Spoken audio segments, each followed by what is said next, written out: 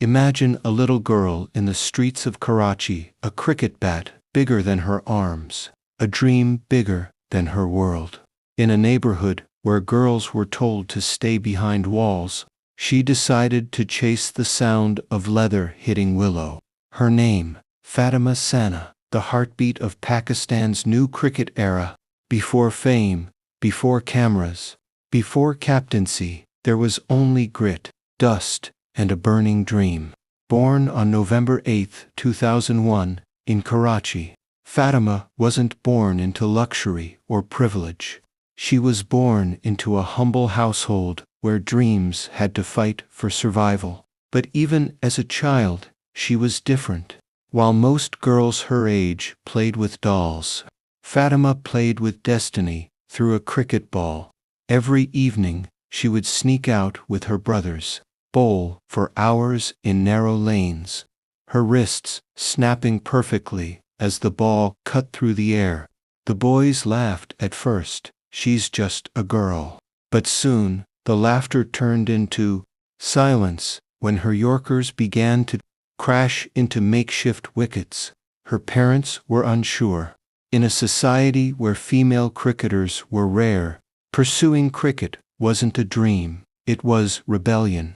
Yet, Fatima's passion was unstoppable. She used to tell her mother, "Ammi, one day you'll see me wearing Pakistan's green jersey," and every night she dreamt of that day.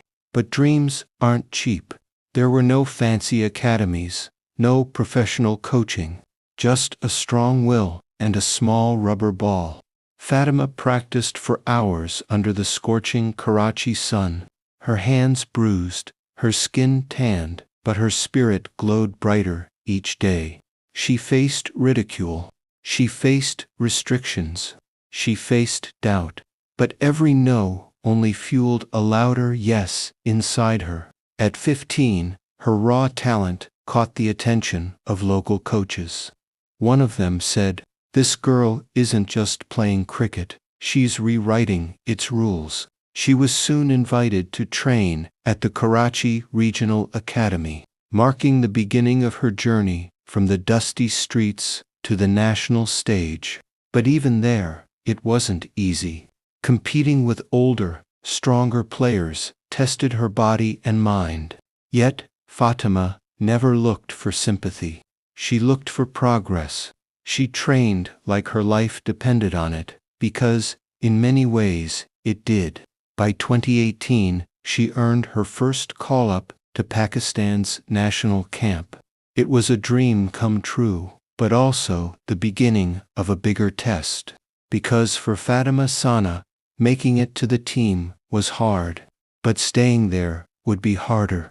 It was the year 2019, when Fatima Sana, just a teenager, finally stood inside the Pakistan dressing room for the first time. Her heart pounded louder than the crowd outside. The green jersey, with her name stitched on the back, wasn't just cloth. It was a lifetime of sacrifice, tears, and belief. She wasn't from a powerful background. She had no famous last name, but she had something far greater: hunger. Her debut came against South Africa in May 2019. Under the bright sun, she took her run-up, closed her eyes for a split second, and whispered, "Ya Allah, bas izat banadina." And when she released that first delivery, it wasn't just a ball. It was history spinning in motion. Her pace, her accuracy, her control, everything caught attention. Commentators began noticing, "This young girl from Karachi, she's special." But success didn't come instantly. There were days when she wasn't selected, when injuries kept her away from matches, when criticism hit her harder than any ball. And yet, she never broke. She trained harder, watched every mistake, studied every great bowler. One moment changed everything. The ICC Women's World Cup qualifiers 2021. Fatima stepped in as a strike bowler, delivering spell after spell with unbelievable discipline. Her Yorkers sizzled through the air, her bouncers had fire, and her smile, pure confidence.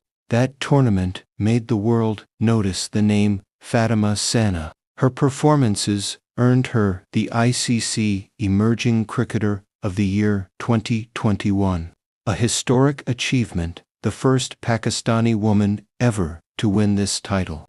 Pakistan had found its new warrior, fearless, graceful, determined, and for young girls across the country, she became proof that dreams don't need permission.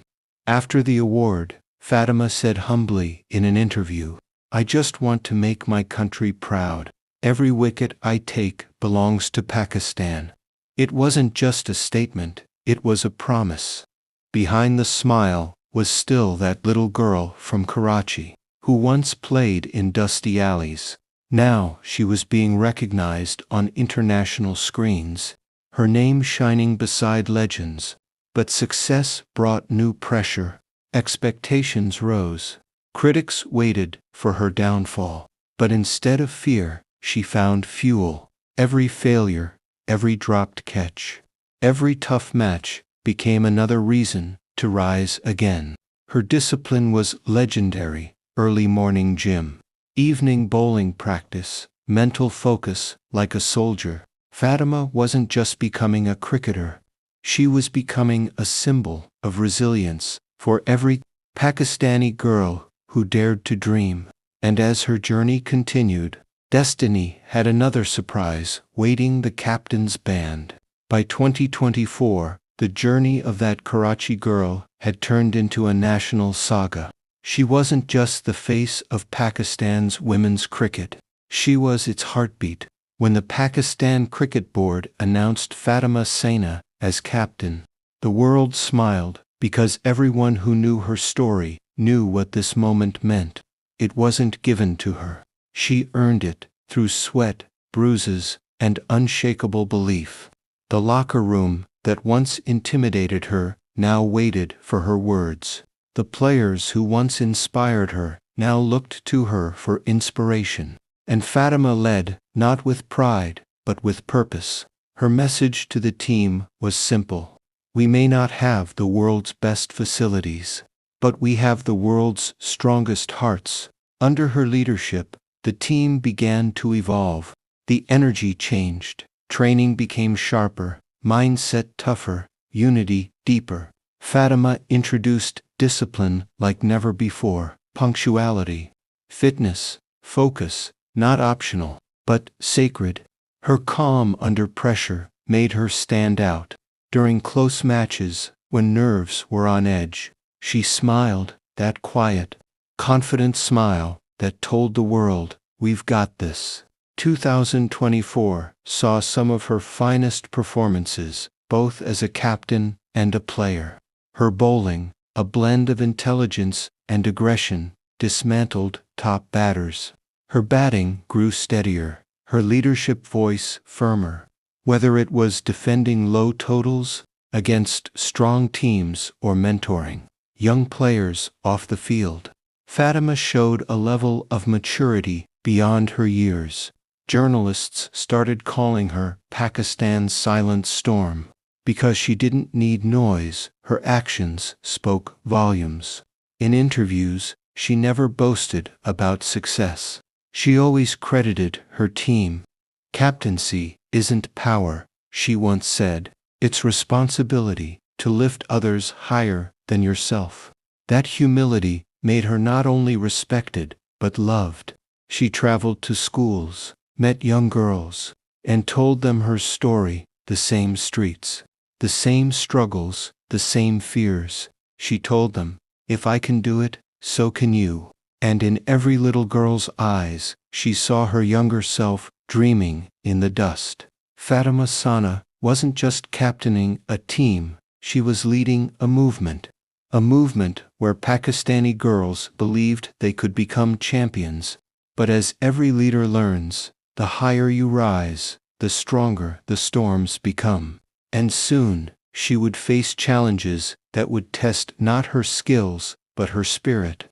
The next chapter would reveal whether the little girl from Karachi could withstand the weight of leadership, expectations, and the world's gaze.